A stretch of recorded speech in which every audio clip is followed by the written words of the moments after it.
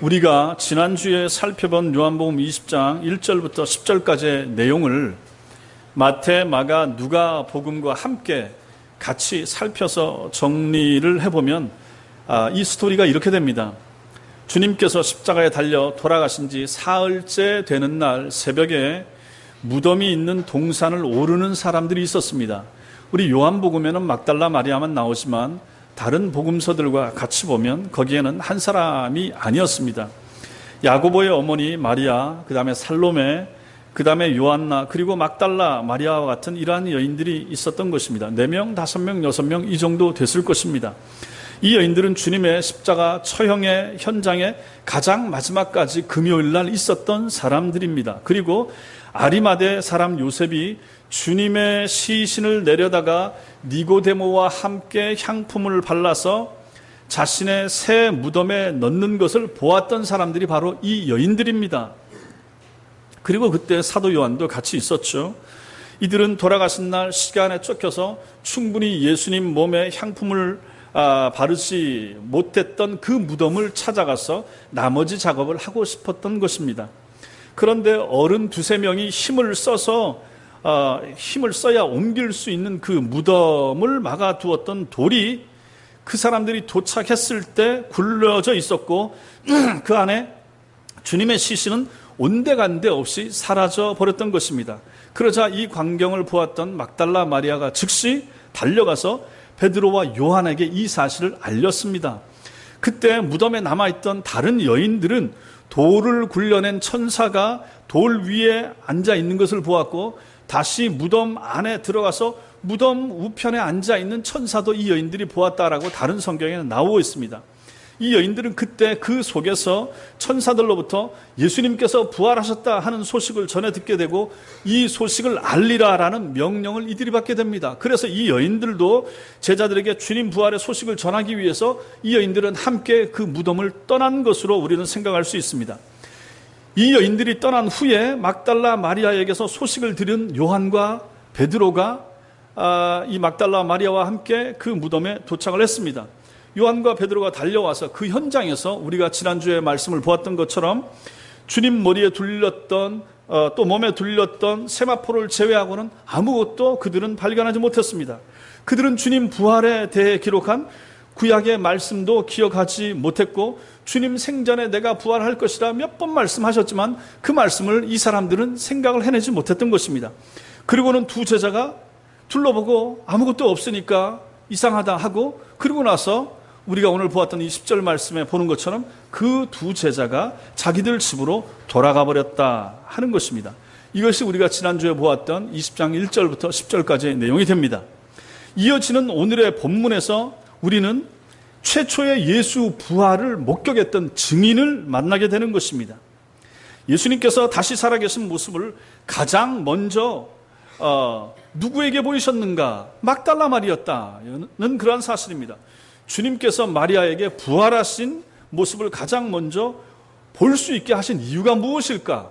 생각해 볼 필요가 있습니다. 무엇이 이 여인에게 이런 은혜를 입게 한 것일까?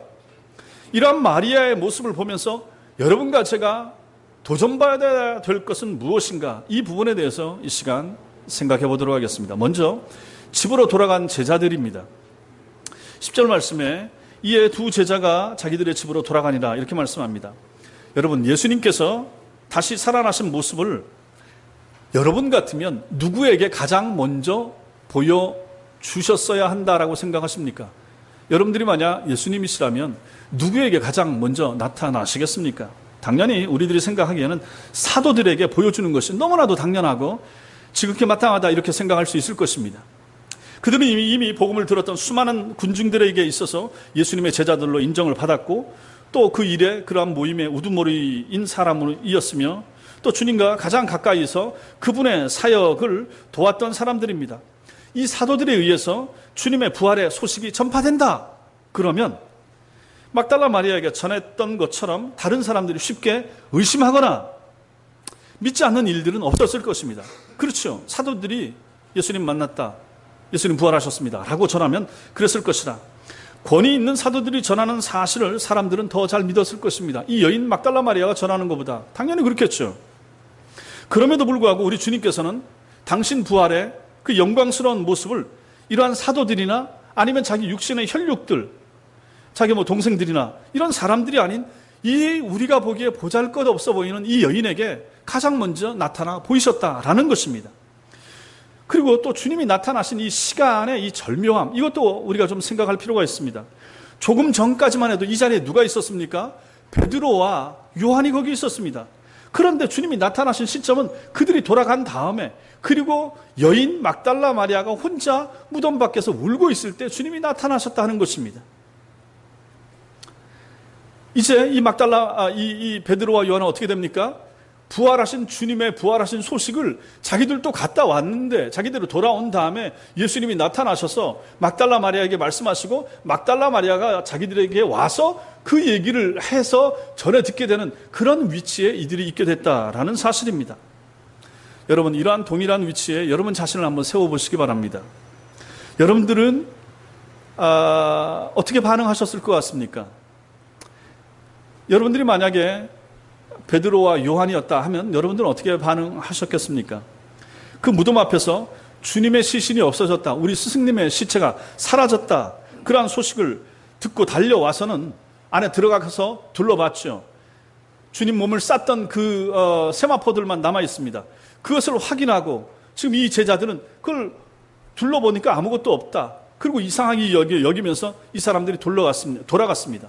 여러분들도 이 사람들처럼 이렇게 되시겠습니까? 아니면 주님 시체가 사라진 그곳에서 통곡하면서 울었던 이 막달라 마리아처럼 이렇게 되시겠습니까?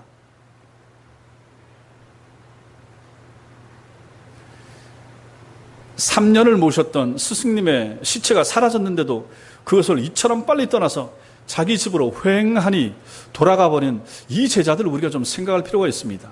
그렇지 않습니까? 이 시대의 신자들은 형식적으로 교회에 와서 빈 무덤을 둘러보고 돌아가는 것과 같은 신앙생활을 하는 그러한 신자들이 제가 봤을 때는 꽤 많은 것 같습니다. 우리 교회는 그렇지가 않지만 빨리 끝나기만을 바라는 마음으로 예배에 참석하는 사람들이 분명히 있습니다.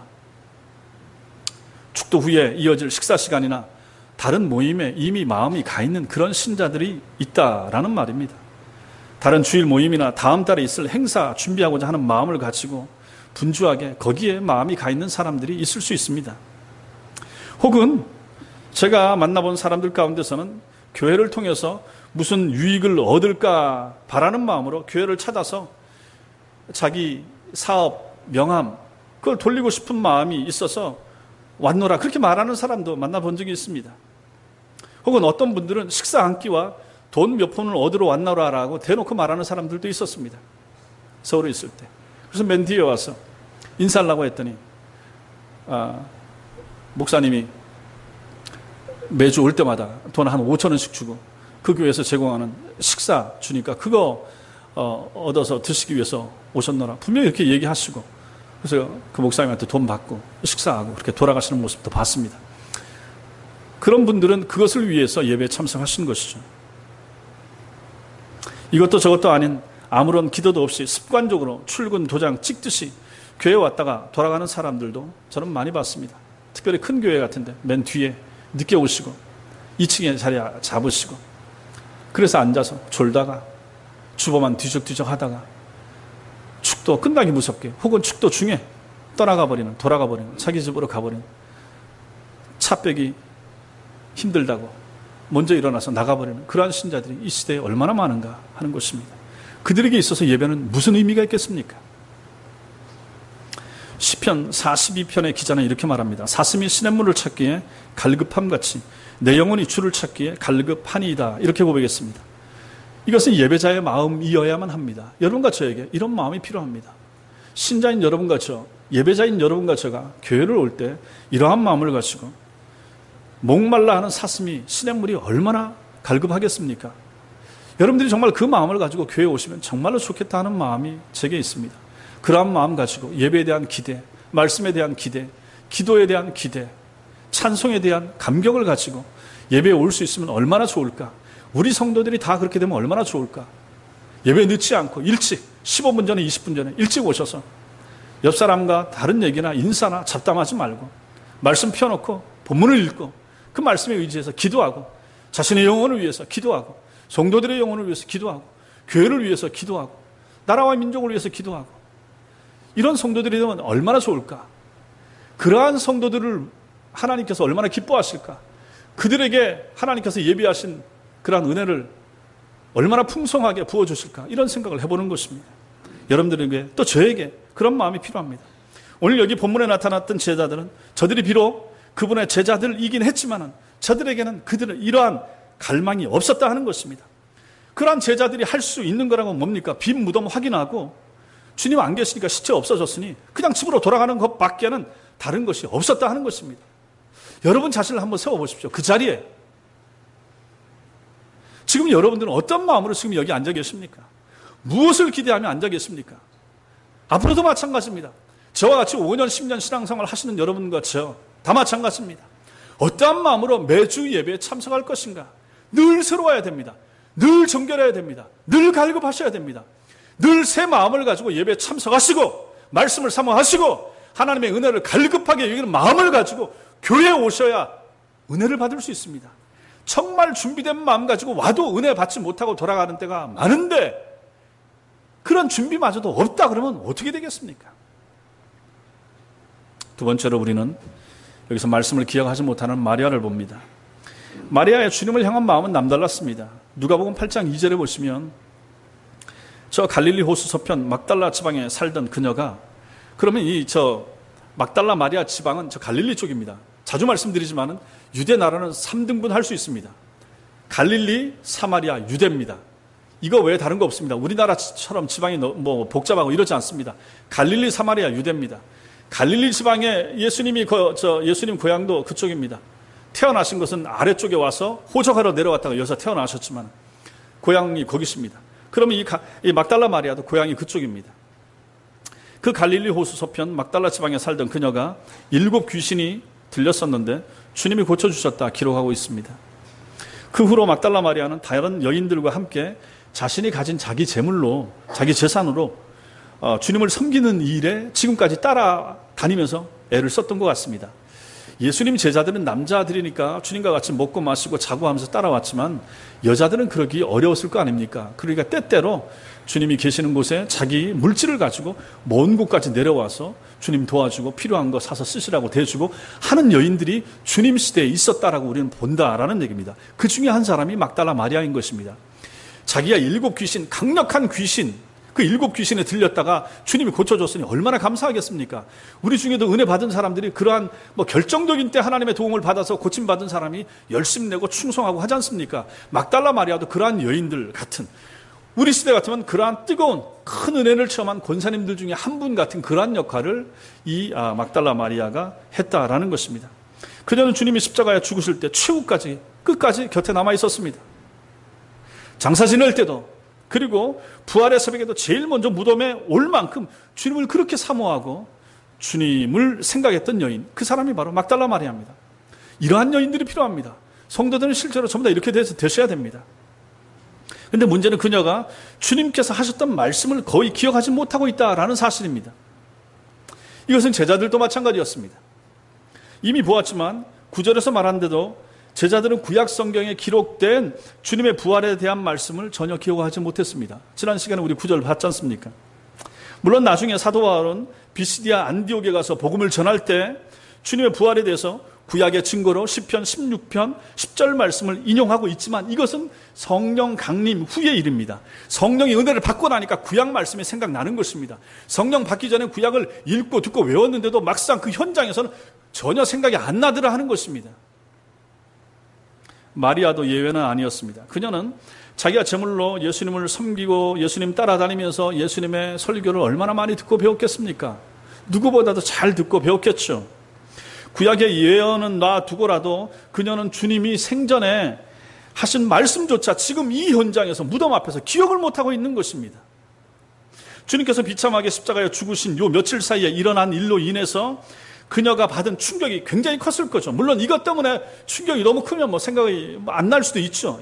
그랬을 수도 있지만 주님의 제자들 중 누구도 부활을 기대하고 있었던 사람이 아무도 없었다라고 성경은 기록하고 있는 것처럼 막달라 마리아도 기억을 못했고 예수님 제자들도 전혀 기억을 못하고 있는 것입니다. 이게 예수님이 한두 번 말씀하신 게 아니지 않습니까? 주님은 이미 여러 번 자신의 부활에 대해서 말씀하셨습니다. 누가복음 11장에서 표적을 보여주세요 라고 말하는 사람들에게 악하고 음란한 세대에게 선지자 요나의 표적밖에는 보일 것이 없다라고 말씀하신 적이 있는데, 그것은 곧 자신이 사흘 동안 무덤 속에, 땅 속에 계실 것과 부활하실 것에 대해서 말씀하신 것이었습니다. 요한복음 2장에 우리가 예전에 배웠습니다. 거기 보면 이 성전을 헐라 내가 사흘 만에 일으키리라, 그 말씀도 바로 성전 대신 자기 육체가 죽고 나서 사흘 만에 다시 부활하실 것에 대한 그러한 예언의, 예고의 말씀이었던 것입니다. 이처럼 이와 같이 주님은 여러 번 당신께서 관원들에게 잡혀서 고난을 받고 죽으실 것이며 부활하실 것에 대해서 말씀을 하셨지만은 제자들과 또 막달라 마리아, 이 여인들 가운데 그 누구도 이 말씀을 기억했던 사람들은 없었다 하는 것입니다. 이처럼 막달라 마리아는 주님을 향한 사랑은 그 누구도 따르지 못할 정도였지만 주님이 하신 말씀은 잊어버리고 가르침을 기억하지 못하는 영적인 무지로 인해서 그녀는 지금 빈 무덤 앞에서 울고 있었다 하는 것입니다. 그러므로 우리가 말씀을 기억한다는 것, 이게 얼마나 중요한가, 말씀을 잘 배우는 것이 얼마나 중요한가 하는 것을 다시 한번 여기서 생각하게 되는 것입니다. 시편 119편에서 기자는 이렇게 말합니다. 주의 말씀은 내 발의 등이요 내 길의 빛이니이다. 주의 말씀이 내 발의 등입니다. 내 길의 빛입니다. 여러분과 제가 살아가는 인생길에 있어서 빛과 등이 무엇인가? 돈인가? 어떤 정보인가? 어떤 사람의 어떤 멘토의 인도인가? 어떤 책에서 받은 감동인가? 아니라 하는 것입니다. 주의 말씀이 여러분과 저 우리 인생길에 등이 되고 빛이 된다. 우리 아이들의 앞날을 이끄는 빛과 등대의 역할은 무엇이 하는가? 하나님의 말씀이라는 것입니다. 그러니 우리가 하나님의 말씀을 어찌 등한히 할 수 있겠습니까? 저 뒤에 성경 공부 문제를 우리 조 목사님이 매주 열심히 잘 내고 계십니다. 하셔야 됩니다. 하십시오. 열심히 하십시오. 그거라도 하셔야 되지 않겠습니까? 그게 바로 하나님 말씀에 대한 사모하는 것이고, 하나님의 사모함, 하나님을 사모함 같이 연결되는 것입니다. 말씀을 사모하는 것은 그분이 하신 말씀, 남겨진 말씀, 그분의 말씀은 성경에 기록되어 있고, 이 성경을 읽는다는 것은 주님 사랑하는 것입니다. 이 성경을 연구하고 배우고 익히는 것은 그분을 연구하고 알고자 하고 그분을 더 사랑하고자 하는 몸부림이 되는 것입니다. 이러한 열심들이 여러분과 저에게 필요하다 하는 것이죠. 말씀을 가까이 하고자 해야 그나마 하나님이 은혜를 주실 때, 우리가 또 위기에 처했을 때 그 말씀이 생각나서 나로 하여금 그 말씀의 빛 가운데 걸어갈 수 있는 힘이 거기서 나오지 않겠습니까? 그래서 공부하셔야 됩니다. 배우셔야 됩니다. 교리를 배우셔야 됩니다. 철저하게 배우셔야 됩니다. 열심히 배우셔야 됩니다. 뜨겁게 배우셔야 됩니다. 나이 들었다고, 머리 안 돌아간다고, 눈이 침침하다고 변명할 필요 없습니다. 예, 주님이 다 아십니다. 주님이 아십니다. 주님이 아시면 되지 않습니까? 여러분의 열심과 노력과 여러분의 최선을 다하는 모습이 필요한 것입니다. 그러한 열심이 있을 때 하나님이 그 말씀을 통해서 여러분의 영혼을 밝게 해주시는 것입니다. 가장 큰 은혜, 가장 큰 축복이 무엇입니까?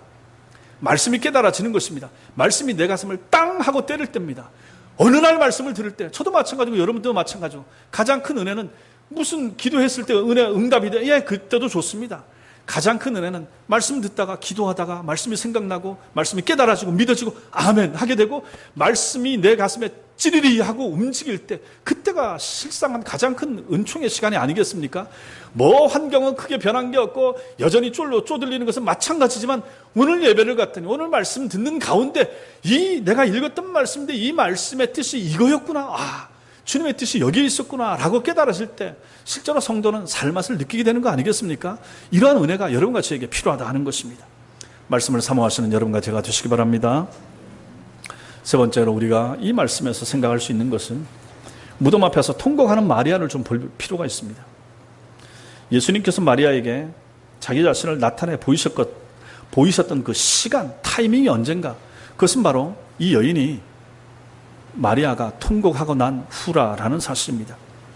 우리 주님께서는 부활의 영광스러운 그 첫 번째 자신의 모습을 주님 때문에 슬피 우는 그 여인에게 제일 먼저 보여주셨다라는 사실입니다. 즉 이것은 어제나 오늘이나 주님께서는 마음을 다하여 주님을 찾는 자들에게 당신의 모습을 보여주신다 하는 사실입니다. 여기서 보여주신다라고 하는 것이 반드시 우리 눈으로 보는 것을 말하는 것이 아니라 하나님이 은혜를 주신다라고 하는 것은 바로 마음을 다해서 주님을 찾는 자들에게 당신 자신을 보여주신다. 당신 자신이 예비하신 은총으로 채워주신다 하는 것입니다. 마음을 씻지 않은 교회 생활로는 하나님을 만날 수 없습니다. 적당하게 대충 때우듯이 아까 말씀드린 것처럼 출근부에 도장 찍듯이 그렇게 교회 생활을 해서는 5년을 해도 10년을 해도 별반 달라질 것은 없을 것입니다. 열심 없는 신앙생활로는 체험이 있는 신앙생활이 어렵습니다. 그래서 신앙생활을 하기로 하고 예수 믿기로 하고 교회 안에 들어오기로 이제 발을 들여 미셨으면 열심히 한번 해보시기 바랍니다. 안 믿어줘도 처음에 열심히, 예배에 열심히, 기도에도 열심히, 모임에도 열심히 해보시라 하는 것입니다. 오랜 기간 교회 생활을 하고 타인의 눈에 진실한 신앙인처럼 보인다고 할지라도 중심을 보시는 하나님께서는 여러분과 저 우리 마음의 동기가 무엇인지 잘 아십니다. 하지만 어둡고 답답한 우리의 인생의 빛으로 찾아오기를 사모하는 마음을 가진 사람들에게는 하나님께서 당신의 모습을 보여주시면서 부활의 감격과 기쁨을 누리게 하시는 것입니다. 그렇기 때문에 거룩한 하나님과의 만남을 가로막는 것은 열정이 없는 신앙생활입니다. 열정이 필요합니다. 뭐든지 마찬가지입니다. 그래서 전에도 말씀드렸지만 제가 좋아하는 영어 단어 패션. 패션이 아니고 패션, 열정, 뜨거움, 가슴에 있는 불. 이것은 뭐 신앙생활만 그렇겠습니까? 일반 직장생활을 해도 열정이 없고 열심이 없는 그러한 직원들이나 그러한 사람들, 사장이나 고용한 사람들이 그런 사람 좋아하겠습니까? 열심을 해야죠. 안 보이든 하나님 앞에서도 마찬가지입니다. 주님은 이것을 가르쳐 주시기 위해서 구경 왔던 제자들에게는 당신의 모습을 감추시고 예수님의 시신을 뵙기를 사모하는 마음으로 지금 통곡하고 울고 있는 그 여인에게는 당신의 모습을 보여주셨다 하는 것입니다. 이거 대충 넘어갈 부분이 아닌 것입니다. 중요합니다. 주님이 당신의 모습을 언제 보여주신가? 울 때, 가슴에 불이 있을 때, 뜨거움이 있을 때, 열정이 있을 때 그 사람에게 하나님께서는 당신의 모습을 보여주시는 것입니다. 주님과의 만남을 사모하는 이 목마름, 이 몸부림이야말로 우리의 신앙이 하나님 앞에서 살아있게 하는 가장 중요한 요소가 되는 것입니다. 정말 뜨거움이 필요합니다. 불교 생활 열심히 하는 사람들 가보십시오. 초파일만 가는 게 아니라 열심을 내는 사람들은 온 데 다 쫓아다니고 108배를 하고 뭘 하고 온갖 열심을 다 내지 않습니까? 미신을 섬기는 사람들만 해도 장독대 앞에 정결한 몸을 씻고 나서 달 보면서 비는 그런 우리 조상들의 모습을 보지 않습니까? 그러한 열정, 그러한 뜨거움. 우리는 참신이신 하나님을 믿는데 그들보다 더 큰 열정과 뜨거움을 가지고 하나님을 섬겨야 되지 않겠습니까? 주님과의 만남을 사모하는 이 목마름이 가장 중요한 우리 신앙 생활의 요소가 된다. 여러분, 이 마리아의 울음을 한번 보십시오. 11절 같이 읽겠습니다. 11절 같이 읽겠습니다. 시작.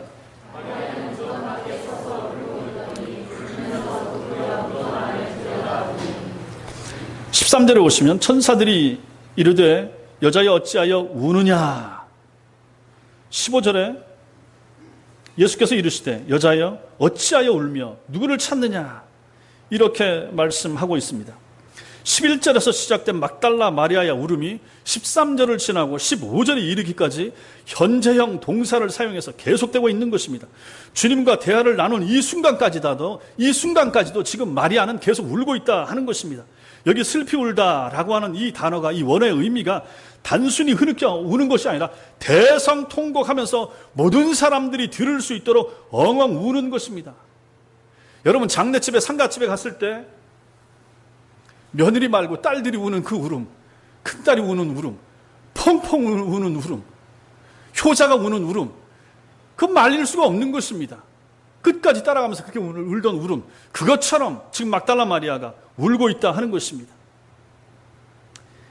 이 단어는, 여기 슬피 울다라고 하는 이 단어는 요한복음 11장의 나사로의 죽음과 누가복음 8장에 나오는 야이로의 딸의 죽음에 대해서 그 죽음의 자리에 참여해서 애곡해서 울던 사람들에게도 이 단어가 쓰였습니다.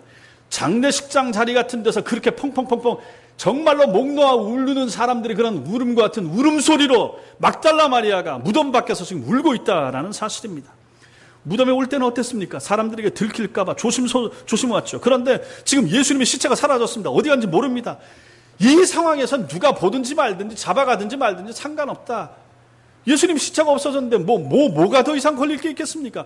펑펑 목 놓아 울고 있는 막다라 마리아의 모습을 우리는 여기 그 단어 슬피 울다라는 이 단어에서 보게 되는 것입니다. 성도 여러분,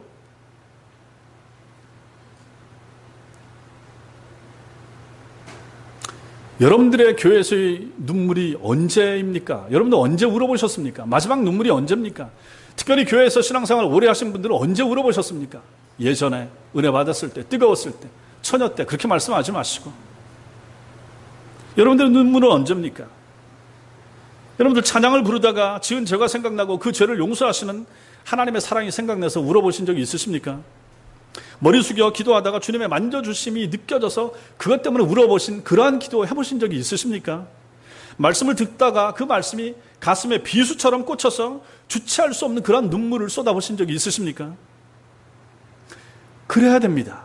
스펄전 목사님은 성도는 마른 눈으로 천국에 들어갈 수 없다라고 말했습니다. 저는 정말로 동의합니다. 성도는 마른 눈으로 천당 못 갑니다. 그렇게 맹숭맹숭하고 그렇게 마른 눈으로 그렇게 감격 없이 그렇게 열정 없이 그렇게 신앙생활을 하다가 그 사람이 하나님 나라까지 들어가리라. 그건 누가 보장하랍니까? 그러한 뜨거움과 그런 열정과 주님 사랑하는 진실한 고백이 없는 사람이 어찌 하나님 나라까지 들어갈 수 있단 말입니까? 성도는 울어야 됩니다. 울 수 있어야 됩니다. 남자든지 여자든지 누구든지 얼마나 완고하든지 딱딱하든지 그 마음이 하나님 앞에서 하나님 말씀 앞에서 녹아내려서 정말 덩치 큰 남자라도 하나님 말씀 앞에서 엉엉 울면서 흐릿게 울면서 그렇게 하나님 앞에 자기 자신을 자복하고 낮아지고 겸손하고 하나님의 만져주심에 감격할 수 있는 이러한 신앙생활이 여러분과 저에게 필요하다는 것입니다. 성도답게 교인답게 신자답게 살지 못함을 느낄 때 우리는 가슴을 치면서 그때 또 울 수 있어야 됩니다. 내가 너무 답답하다. 내가 참 신자 맞나? 내가 정말로 하나님의 사람 맞나? 내가 정말 예수 믿은 지 10년, 20년, 30년 된 사람 맞나? 내 마음은 이렇게 건조하지? 내가 말씀을 듣는데 찬송을 하는데 기도하는데 이렇게 건조하지? 왜 이렇게 답답하지? 그랬을 때 울 수 있어야 된다 하는 것입니다. 예수님이 안 보이면 울고 은혜가 소진된 것 같으면 울고 주님의 만져주심이 느껴지지 않으면 울 수 있는 그 사람, 이것이 바로 지극히 성경적인 아주 정상적인 성도의 삶이라 하는 것입니다. 예수님 시체가 사라졌는데도 그냥 멀뚱히 둘러보고 이상하네 없네 하고 어찌 돌아갈 수 있는가 하는 것입니다. 교회 와서 예수님을 만나지 못하고 예배 오셨는데 예배 참석했는데 말씀 가운데서 은혜 받지 못하고 그렇게 맹숭맹숭한 가슴으로 어찌 주일날 예배 마치고 집으로 돌아갈 수 있는가 하는 것입니다. 그러한 자기 자신의 모습을 발견하면서 마음 아파하면서 내가 참 멀었구나. 정신 차려야 되는데 내가 이게 뭔가 좀 이렇게 반성할 수 있는 그 정도의 신앙이 여러분과 저에게 필요하다 하는 것입니다. 네 번째로 마리아의 이름을 부르시는 주님을 우리가 볼 필요가 있습니다. 놀랍고 황망하고 가슴 아프고 통곡이 새어나오는 마리아에게 천사들이 왜 우느냐 묻습니다. 주님 시신이 보이지 않아서 웁니다. 이렇게 대답합니다. 그런데 뒤에 주님이 서 계셨습니다. 이때도 마리아는 예수님을 알아보지 못했습니다. 15절 말씀 15절 16절 같이 읽겠습니다. 시작.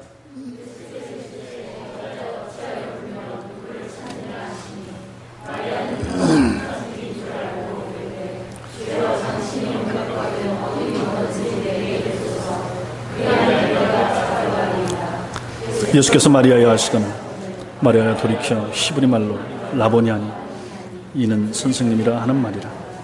15절에서는 동산지기인 줄로 알았다. 그 동산을 지키는 경비원이나 이 정도로 생각한 거죠. 정신도 없고 눈물도 흐르고 있고 어둡기도 하고 해서 주님이 금방 주님이 진 줄 보지 못해. 당연히 죽으신 줄로 지금 생각하고 시체가 없다고 지금 당황해갖고 찾고 있으니까 그 뒤에 주님이 나타났음에도 불구하고 지금 주님을 못 알아보고 있는 거예요. 그런데 이때 주님께서 마리아의 이름을 부르십니다. 마리아야 하고 부르셨습니다. 그랬더니 그제서야 마리아가 자기 앞에 서 계신 그분이 예수님이신 줄 알아보게 된 것입니다. 그 증거가 라보니라고 부른 것입니다. 이 말의 의미는 나의 선생님이라는 것으로 일반적으로 사람에게는 이 호칭이 사용되지 않았고 기도 중에 하나님을 부를 때 국한해서 이 단어가 사용됐다라고 합니다. 이런 점에서 마리아가 예수님을 향해서 라보니라고 부른 것은 예수님을 알아본 단서가 된다라고 성경학자들은 말하고 있습니다. 이런 것을 가지고 가리켜서 우리는 대반전이다 이렇게 부르죠. 울고 있는 마리아는 죽은 예수님의 시신을 찾은 것이 아니라 부활하신 예수님, 살아계신 하나님을 만난 것입니다. 이 일이 언제 일어났습니까? 예수님께서 마리아야 라고 그녀의 이름을 부르셨을 때 이 일이 일어난 것입니다. 여러분, 이게 중요합니다. 우리가 전에 요한복음 10장 3절과 4절에서 배운 이 말씀을 기억하실 것입니다. 문지기는 그를 위하여 문을 열고 양은 그의 음성을 듣나니 그가 자기 양의 이름을 각각 불러 인도하여 내느니라. 자기 양을 다 내놓은 후에 앞서가면 양들이 그의 음성을 아는 거로 따라오되. 바로 이 말씀, 이것이 그대로 지금 이 현장에서 나타나고 있는 것입니다. 부활하신 주님께서 자기 양인 막달라 마리아의 이름을 부르자 그녀는 자기 목자이신 예수님의 음성을 알아들은 것입니다.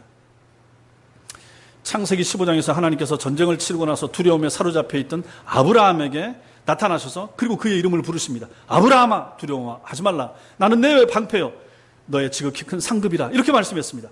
그리고 하나님께서는 그와 놀라운 언약을 체결해 주십니다.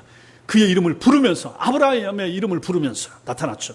미디안 광야에서 인생의 황금기 40년을 잊혀진 사람으로 살았던 늙은 모세를 하나님께서 호렙산 떨기나무 불꽃 가운데 찾아오시고 그 떨기나무 가운데서 주님이 어떻게 하십니까? 모세야 모세야 하고 부르셨습니다. 이 부르심으로 인해서 그의 인생은 완전히 변했죠. 반전이 일어났죠. 거기서 돌이켜서 이제 애굽의 궁궐로 찾아간 거죠. 하나님께서 어린 사무엘의 이름을 사무엘아 사무엘아 부르셨을 때 사무엘의 인생만이 바뀐 것이 아니라 그 나라 이스라엘 전체 역사에서 다시 하나님께서 말씀하시는 역사가 그로 말미암아 나타난 것을 우리가 구약 성경에서 배우지 않았습니까? 사도행전 9장에서 부활하신 주님은 주님과 주님의 백성을 핍박하는 한 사람을 찾아왔습니다. 그 사람 누굽니까? 사울입니다. 그래서 사울아 사울아 네가 어찌하여 나를 핍박하느냐라고 말씀했습니다. 그때 사울의 인생이 완전히 변화가 됐으며 그의 인생이 바뀜으로 말미암아 초대교회의 역사가 그리고 전 세계의 역사가 사도 바울로 말미암아 그 사울로 말미암아 그 주님이 불러줬던 그 이름의 주인공 사울로 말미암아 세계가 바뀌게 된 것이고 우리가 가져가고 있는 이 성경 속에 신약의 반 정도를 그가 쓰게 됐다라는 것입니다. 하나님이 예수님이 그 사람의 이름을 불러줬을 때 이런 일이 생기는 것입니다. 오늘 본문에서 마리아에게 일어난 일이 바로 이것이었습니다. 부활하신 주님께서 그녀의 이름을 부르신 것입니다. 모든 그리스도인들에게 이와 동일한 일이 일어난다라는 사실을 여러분과 제가 믿으셔야 됩니다. 예, 이 시대에 하나님께서는 음성으로 말씀하지 않습니다. 물론 개인적으로 그렇게 될 수가 있습니다. 그러나 그것은 일반적이지 않습니다. 그런데 하나님께서 우리의 이름을 부르십니다. 우리의 마음에 부르십니다. 우리의 영혼 가운데 부르심을 느낄 수가 있습니다. 그것이 우리에게 필요하다 하는 것입니다. 주님은 그렇게 자기 양을 인도하십니다. 말씀 가운데 부르십니다. 기도 중에 하나님께서는 우리에게 느낌을 주시고 당신의 그 뜻을 알려주신다 하는 것입니다. 성령님께서 우리의 이름을 부르시는 주님의 음성을 듣게 하실 때 우리는 죽었다가 살아나게 되고 하나님의 자녀가 되며 주님의 뜻을 따라서 살아갈 수 있는 새로운 힘을 얻게 되는 것입니다. 그러므로 주님의 부름이 필요하다 하는 것이죠. 그 주님의 부름은 누구에게 들려집니까? 마리아처럼 무덤 앞에 있을 때, 열정이 있을 때, 뜨거움이 있을 때, 울 때, 사모함이 있을 때 하나님께서 당신의 음성을 들려주신다 하는 것입니다. 여러분과 저에게 그런 은혜가 있게 되길 바랍니다.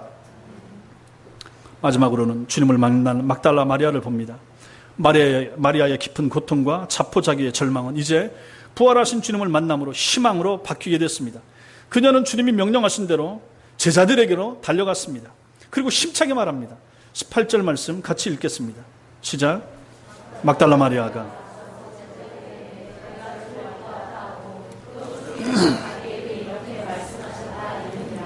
내가 주를 보았다. I have seen the Lord. 이렇게 말합니다. 이것은 얼마나 위대한 고백입니까? 얼마나 탁월한 간증입니까? 아무도 이것을 못했어요. 베드로도 못하고 요한도 못했습니다. 그런데 이 미천해 보이는 막달라 마리아가 지금 이 말을 하고 있다 하는 것입니다. 전 인류 중에 최초로 부활하신 주님을 목격한 증인이 바로 이 여인이 바로 여기서 나타나고 있다 하는 것입니다. 부활 예수를 만난 사람만이 전해줄 수 있는 그 간증을 지금 막달라 마리아가 하고 있는 것입니다. 사형당하신 주님으로 인해서 깊은 절망과 시리에 빠져 있었을 제자들에게 이보다 더 기쁜 그러한 소망의 소식, 이 복음이 무엇이 있었겠습니까? 한때 7 귀신이 들려서 사람들에게 미친 여자로 무시당하고 배척당했던 바로 그러한 여인이었습니다. 그러나 예수님을 만나서 치유받은 이후로 주님을 깊이 사랑했던 여인, 과거의 은혜를 잊지 않았던 이 여인, 언제나 주님 곁에서 바짝 붙어 다니던 그 여인, 죽음의 자리까지, 위험의 자리까지 무릅쓰고 그렇게 주님을 따라갔던 여인, 절망과 좌절의 무덤까지도 쫓아갔던 여인만이 할 수 있었던 간증과 고백이 바로 내가 주를 만났다라는 그 고백이 되는 것입니다. 그렇습니다. 우리도 인생을 살면서 무덤과 같은 고통과 고독의 위기 가운데 최고의 대안이 되시는 주님을 만날 수 있어야 되는 것입니다. 현대인들에게 누구든지 예수님과의 만남이 필요한 것입니다. 그분을 만날 때만이 절망의 현장이 소망의 장소로 바뀌게 되기 때문에 그런 것입니다. 잃어버린 관계를 되찾고 상실했던 하나님과의 관계를 회복하는 것만이 무덤과 같은 절망적인 처지에 놓인 인생들에게 유일한 대답이 될 수 있기 때문에 그런 것입니다.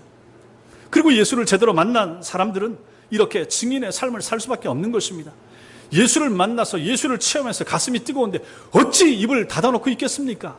가슴에 불이 있는데 내가 분명히 죽었던 분을 내가 만나고 그 부활 예수를 만났는데 어찌 이웃 사람에게, 어찌 옆 사람에게, 어찌 가족에게 이것을 전하지 않을 수 있겠는가 하는 것입니다. 자신이 만난 예수, 자신을 만나주신 예수를 전하는 기쁨이 그 사람의 전 생애를 사로잡는다 하는 것입니다. 그래서 여러분과 저에게 이런 은혜가 필요한 것입니다. 어떤 모습으로 사시든지 어떤 직장 생활을 하시든지 여러분과 저에게 정말로 필요한 것은 바로 이런 은혜라 하는 것입니다. 복음의 증인으로 사는 것입니다. 복음의 증인은 전도 폭발을 하고 무슨 전도 훈련을 받은 사람이 하는 것이 아닙니다. 부활하신 예수를 만나고 그 만난 감격이 가슴에 있는 사람은 누구든지 이 일을 길 가다가도 하고 엘리베이터 안에서도 하고 언제든지 하게 된다 하는 것입니다. 주님을 만난 체험이 여러분과 저에게 늘 언제나 충만할 수 있게 되길 바랍니다.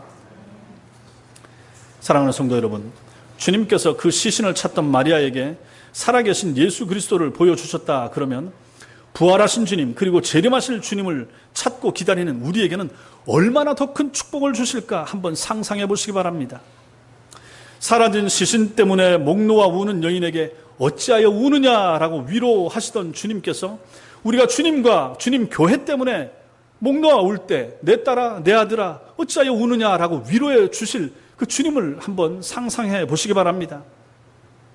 울며 주를 찾던 여인에게 마리아야라고 부르시던 그 따스한 음성으로 우리가 당신을 찾고자 애를 쓸 때 우리의 이름도 나의 이름도 그렇게 불러주실 것이라 그렇게 한번 생각해 보시기 바랍니다. 얼마나 즐겁습니까? 얼마나 좋습니까? 얼마나 가슴이 뜨거우십니까? 그렇다면 우리의 신앙생활은 좀 달라져야 됩니다. 빈 무덤을 둘러보는 것 같은 그러한 신앙생활은 이제 그만하셔야 됩니다. 물론 여기는 그렇지 않지만 앞으로도 마찬가지입니다. 그런 생활을 하시지 마셔야 됩니다. 교회 오면 주님이신 주인이신 주님을 만나고 찾아야 합니다. 설교를 들으면 주님의 음성을 확연히 깨달을 수 있어야 됩니다. 교회 봉사는 주님이 주신 힘으로 감당해야 됩니다. 기도를 하거나 찬송을 부르면 주님의 만져주심을 느낄 수 있는 그러한 신자가 되셔야 됩니다. 밖에 나가면 내가 주님을 만났다, 내가 예수를 만났다, 누구든지 남들 앞에 담대하게 고백하고 전할 수 있어야 됩니다. 여러분과 제가 영혼에서 은혜가 메말라감을 느낄 때는 교회 바닥에 앉아서 눈물을 쏟을 수 있는 그러한 성도가 되어야 됩니다. 엎드려서 짧은 시간 기도를 하더라도 전심으로 주님 앞에 기도함으로 말미암아 그러한 감격과 감동 가운데 기도할 수 있는 성도들이 되셔야 되는 것입니다.